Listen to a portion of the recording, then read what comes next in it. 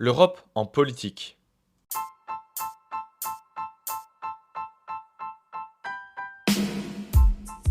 Bonjour à toutes et à tous et bienvenue dans ce podcast consacré à la politique européenne.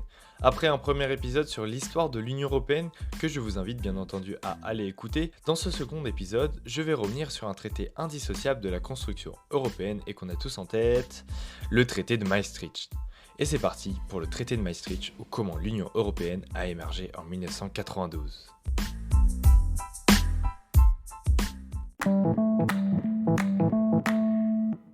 Le traité de Maastricht est également appelé traité sur l'Union européenne ou en initiale TUE. Avant de rentrer dans le vif du sujet, je vais vous faire un petit rappel des dates. Le texte a été signé le 7 février 1992 et après un processus de ratification plus long que d'habitude, est entré en vigueur le 1er novembre 1993. De la même manière que le premier épisode, je vais vous faire écouter l'allocution du président de la République François Mitterrand le 1er juillet 1992 appelant au référendum de ratification. À l'écoute des discours de grands hommes qui disent de grandes choses, c'est parti. Le 20 septembre, vous mesurerez, j'en suis sûr, l'importance de votre choix. En disant oui à la question très simple, dégagée de tout esprit partisan qui vous sera posée, vous déciderez de mener à bien la construction européenne. Mais si vous votez non, vous refuserez à l'Europe le moyen de se faire. Vous connaissez ma propre conviction. L'Union européenne représente, à mes yeux, un immense projet, l'un des plus ambitieux que nous ayons connus. Elle rend toute guerre impossible entre ceux qui la constituent. Comment ne pas songer à cela au moment où se réveillent à l'est de l'Europe tant de rivalités sanglantes? On comprend pourquoi partout sur notre continent, il n'est pas de peuple qui ne rêve de nous rejoindre et d'appartenir le plus tôt possible à notre communauté.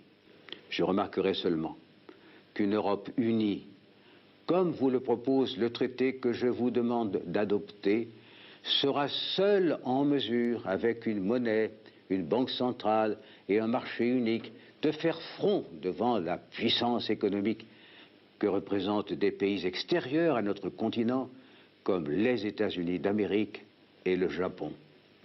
De plus, se développera avec le temps dans tous les peuples de la communauté le sentiment d'être citoyens de l'Europe, comme ils sont déjà citoyens de leur propre patrie. Vous l'aurez entendu, ce traité lui tenait très à cœur. Maintenant, je vais vous présenter ce qu'il y a réellement dans ce texte. Et on va d'abord s'intéresser à la nouvelle structure de l'Europe comme Union européenne. En effet, à partir de cette date du 1er novembre 1993, l'UE devient une union politique et porte désormais ce nom d'Union européenne qui ne s'appelait précédemment pas de la sorte. La dénomination précédente était les communautés européennes. Maintenant, pour entrer dans les détails, ce traité structure l'Union européenne de 1993 à 2009 selon trois piliers. En effet, l'Union européenne est créée comme entité réunissant ces trois piliers et non comme personnalité juridique unique. En quelque sorte, l'Union européenne n'est qu'un nom attribué à la réunion d'institutions. Pour être un peu plus clair, commençons par présenter ces trois piliers. Le premier est les communautés européennes. Le second porte sur la politique étrangère et de sécurité commune, autrement appelée PESC. Et la troisième, celui de la coopération policière et judiciaire en matière pénale, CPJP, anciennement JAI. Les compétences de l'Union européenne sont réparties entre ces trois piliers. Le premier pilier, hérité de la CECA, CEE et Euratom, incarne le principe de supranationalité, c'est-à-dire que les normes communautaires s'imposent à l'égard des normes nationales. Les deuxième et troisième piliers restent sur le principe d'intergouvernementalité, c'est-à-dire du vote à l'unanimité, et ont donc beaucoup moins d'impact que le premier pilier. Dans les faits, ce traité est historique par l'ouverture de l'UE à d'autres domaines que l'économie, bien que ce traité est le point de départ d'une union économique et monétaire renforçant radicalement la coopération économique entre les États membres et ouvrant le processus de la monnaie unique. Ainsi, le traité a permis avec succès l'union économique et monétaire et la création de l'euro ainsi que la lutte contre l'inflation, mais n'a pas permis d'homogénéiser des trajectoires économiques divergentes. Comme je le disais, le traité de Maastricht permet à l'UE de s'ouvrir à d'autres domaines dans les champs politiques, sociaux et sociétal. On va voir maintenant les nouveautés importantes qu'ont apporté ce traité. Place maintenant aux nouveautés. Tout d'abord, la citoyenneté européenne est créée, qu'on retrouve dans 3 mesures particulières. Le citoyen d'un État membre est automatiquement citoyen de l'Union européenne. Il y a également la liberté de circuler et séjourner dans les territoires des États membres, ou encore le droit de vote et d'éligibilité aux élections municipales pour les citoyens de l'Union européenne dans l'État membre où ils résident. Comme je l'ai dit il y a quelques minutes, il y a également la décision de la création d'une monnaie unique, le futur euro.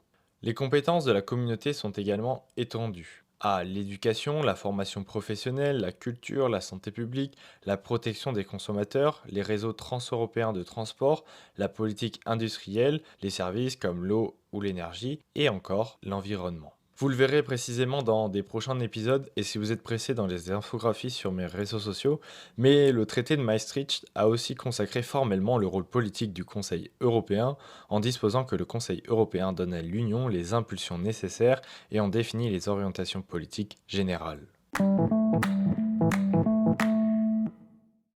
Pour terminer, je vais parler des étapes de ratification en France. Le traité entravant la Constitution, celle-ci a dû être révisée par voie parlementaire en juin 1992, afin que le traité de Maastricht puisse s'appliquer. Aujourd'hui, les articles traitant de l'Union européenne sont les articles 88-1 à 88-7. Pour revenir en 1992, un référendum de ratification a lieu en France le 20 septembre 1992. Durant la campagne, l'opposition se divisa complètement en deux, de telle manière que le résultat fut le plus serré de la Ve République pour un référendum. À la question approuvez-vous le projet de loi soumis au peuple français par le président de la République autorisant la ratification du traité sur l'Union européenne, le résultat fut de 51,04% pour le oui et avec un taux de participation de 69,70%.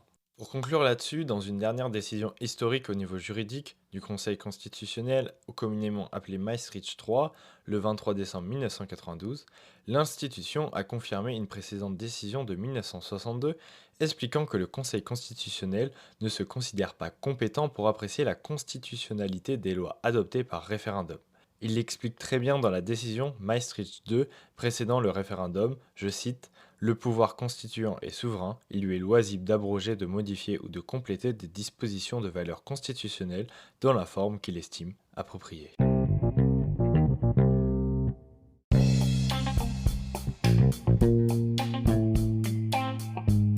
C'est déjà la fin de cet épisode, j'espère que ce format de podcast vous plaît, n'hésitez pas à vous abonner pour ne pas manquer les prochains épisodes, à liker ça me fait toujours plaisir, et si vous avez un peu de temps à me consacrer, également me faire des retours pour que je m'améliore, parce qu'évidemment je suis là pour ça, et je vous dis à la prochaine pour un tour d'Europe avec Valentin Valette.